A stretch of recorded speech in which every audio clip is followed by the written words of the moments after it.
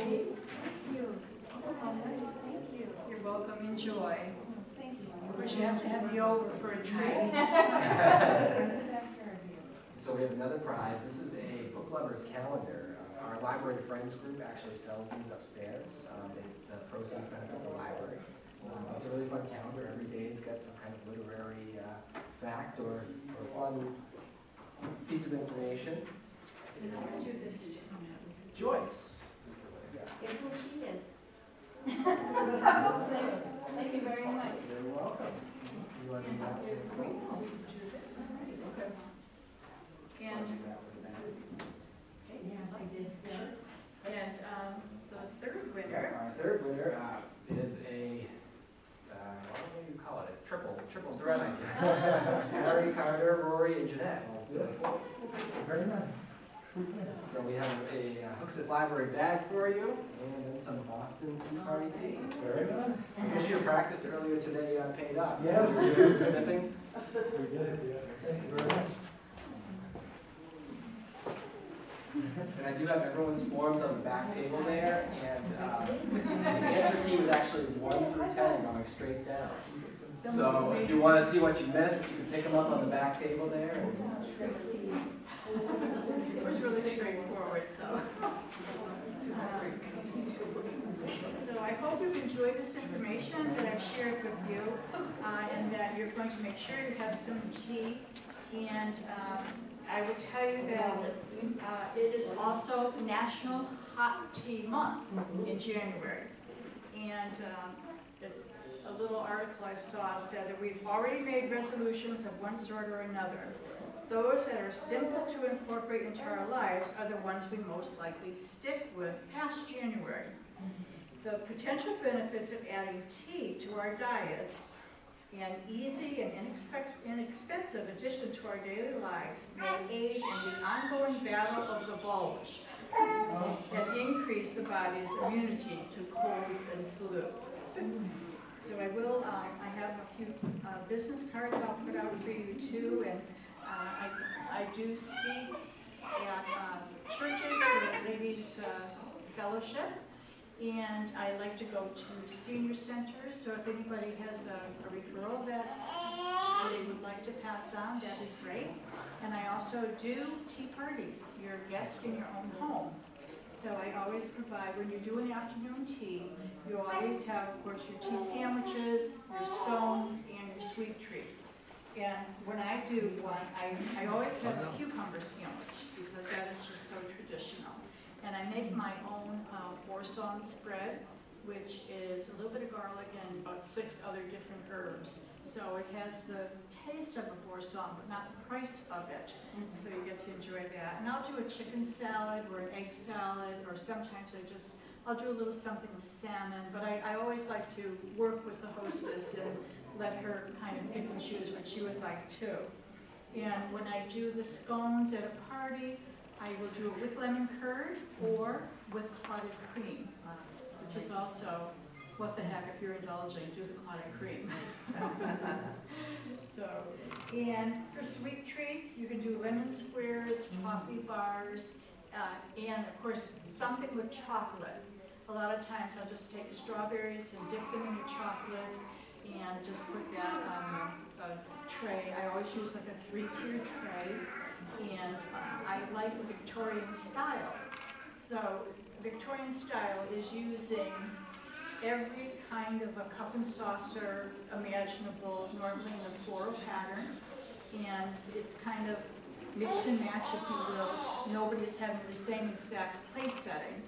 So it's kind of fun, and also an icebreaker sometimes when you want to share about the cup or saucer that you're having. Kind of try to imagine who owned this before it landed on this table. And one of the things when I do a talk, I like to always know, and I am going to ask here too, is there anyone here that happens to have a cup and saucer that would be 100 years or older? Really? Okay. Can you share a little bit about that, who it's from and how you acquired that? My father's mother had a out of the knowledge side. Nice. It's interesting, like some of the pieces that were broken compared to others, but the cups in the unit are about 26 cups. With exhausts. Wow. Yeah, the little salt plates, Mhm. covered casserole dishes.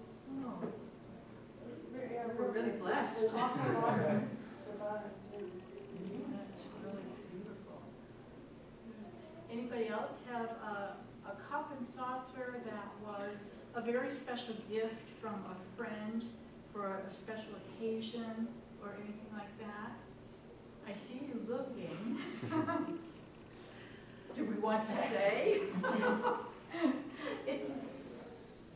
It wasn't like traditional, but I found one of those tutorials online where you can decorate the plain mugs you get at the dollar store.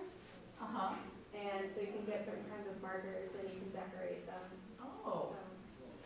She does that Oh, that's kind of fun, and then you pass them to friends? You take them in the oven and then you can like sort of draw Just like whatever the you want on the mug. But you don't use regular Sharpies. People make that mistake all the time. You can't do that. Well, I've never heard this before. This is what I love because I always learn something new too. But if you take the oil-based Sharpies work well, they also have certain porcelain pens, but you can only get those online. But you can get that at like Joann's or anything like that, the oil Sharpies. And then you take, I guess they say like the cheaper the mug the better because the glaze will absorb the pen better. Oh, And yeah. then you like wipe it down with like a rubbing alcohol. Then you do your design and then you let it heat up in the oven to like 425 or whatever. 30 minutes and then let it cool in the oven. Wow, they don't break, huh? Very interesting. That's nice. Very creative. And I'm sure that people, you know what? I would love receiving something like that because I know a lot went into that. You know, you took the time to pick them, you took the time to do your own design and then pass them on. So that's really a nice way to do it. Very, very nice. How about anyone else? Did anyone get anything from Great Aunt Bertha? No, none of that. So, how about tea rooms? Has anyone been to Antiquities when it was alive and well? Yes. And how about any tea rooms anywhere else in the United States, Canada, Europe? Yes, yes, yes. We did a few in Scotland last year. Oh, did you? Yeah, we had 8 women who went to Scotland. That was one of our little pleasures. Oh. There's a very nice tea shop down near Beverly. Oh, really? Yeah. And then there was one in Ashby on Cape. Rob and I went to several times. And they just couldn't there are actually, there are quite a few really nice ones down there. Okay, I don't usually travel down that way. I have a little place in Hampton, but I'll tell you what, I'm giving you my card. If you could, yeah, my email's on there. That would be nice to know because I like to get a group of ladies together too and go on a tea tour, not a detour, but a tea tour. I know there's one in Sandwich. Sandwich? Yeah. Mm-hmm. But yeah, there's several down there. There's a few on the shore. Does it take, on the North Shore too? Oh. Does it take a couple of hours, that when you're speaking of Sandwich? From here. Very good. Yeah. Okay, good. Well, that's good to know. And so I do have cards if other people would be interested in.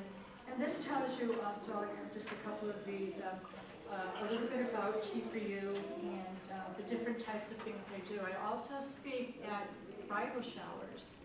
And that is a fun thing because normally the bride then will give as her gift a cup and saucer to her bridesmaids. And it's always very, very intimate because you're just going to have maybe those 4 people that may be, I know some people have a lot more, but it's usually just the mother of the bride, the mother of the groom, and maybe the bride, of course, always, and about four or five friends, and so they all get dolled up. They put on the hats and the feather boas, and it's a great fun time too. So there are many different ways that you can express yourself with tea too.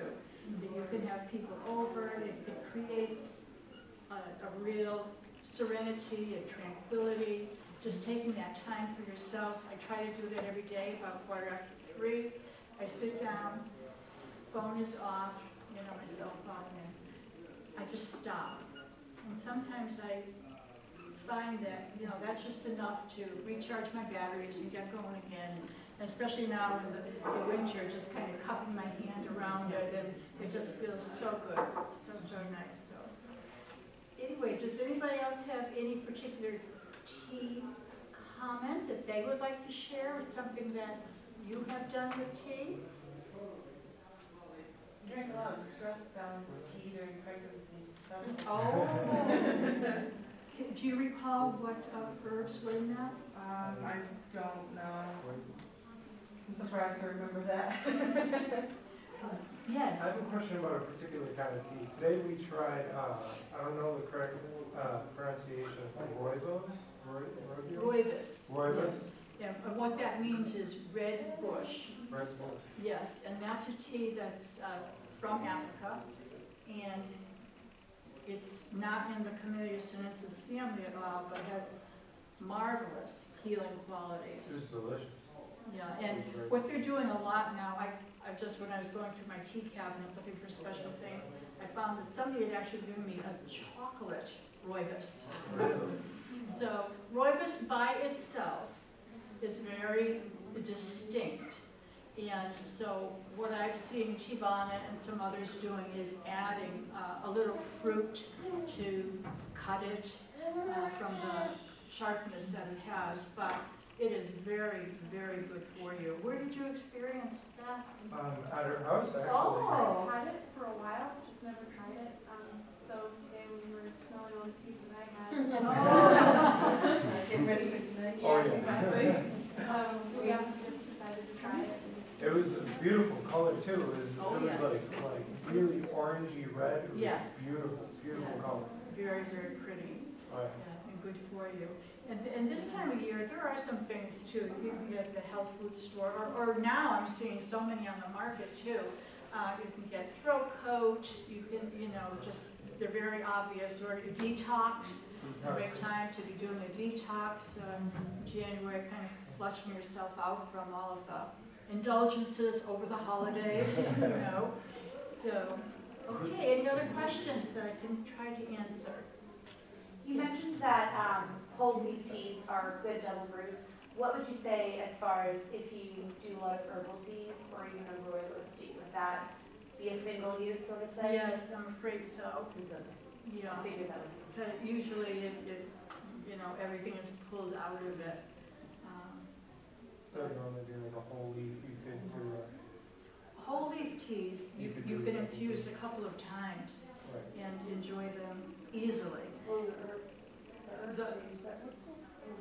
The herb teas, not so much. You know, that's not what I have found. The good earth, the original spicy, Mm-hmm. I'll use that 8 times. Wow. It's very flavorful, so I'll use a great big cup, Uh-huh. you know, and just keep going back and filling it up and putting it Wow, in. that's amazing. Good earth? Good earth, yeah. In California. Very Well- economical tea. Yeah, that's up And they actually now have them in the little pots for the Oh, coffee. yeah. Oh, yeah. You keep the same pot in there the second time. Yeah, several times, yeah. Wow, that's great. I think probably when they have the spices and like cloves and Yeah, cardamom it's and very fragrant. ginger, Yeah. yeah, you can pull more out of that too. Even you notice in using that in cooking, you don't need very much, you know, especially ginger. Yeah. But that's another tea that I make for myself and my kids in the winter. I'll just have the hot water, the juice of a lemon. I will do a little bit of cayenne, just a little bit, and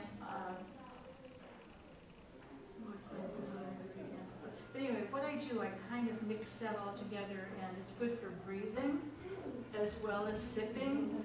And it just does seem to clear things up. Make sure, though, if you're having your cayenne in there, or ginger is the other thing, if you have your cayenne, you must stir it after each sip, because otherwise it settles to the bottom, and you have a big surprise at the end. So, yeah. But it is effective. You know, we'll do that maybe 2-3 times a day, and you can really start to feel the relief from that. Oh, yeah. You ever done the Chinese ones that they do with the jasmine where it opens up like a flower? Absolutely. And it has the pearls in the middle. And Yes, very, my very husband good. goes to China 7 times a year. Really? Every time he brings back some sort of food to them, they're very before. But he brought back some of those that were all heme tart. Oh, wow. Real? You Wow. need a big cup because it has to literally open it. It almost looks like a watermelon, you know, when it's open.